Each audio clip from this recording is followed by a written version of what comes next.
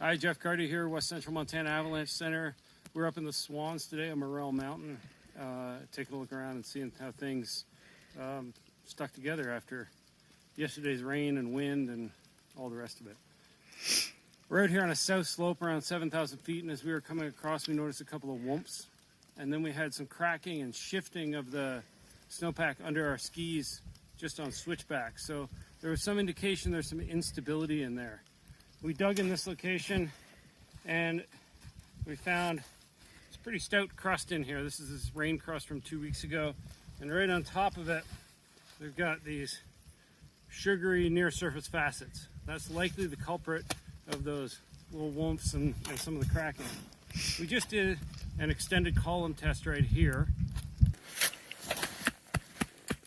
Just had it collapse partway there.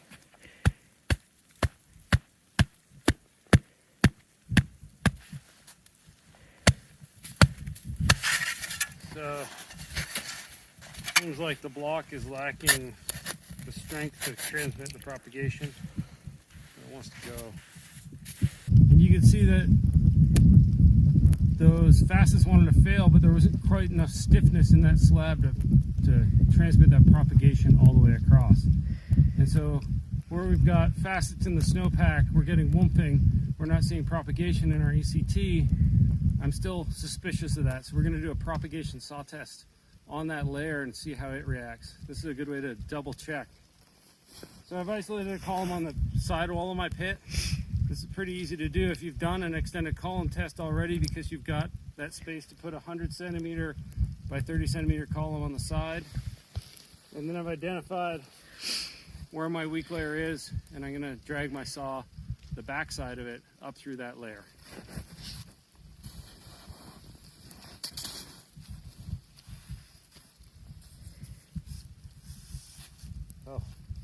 And so there we have propagation to the end, right there, at about a third of the way through.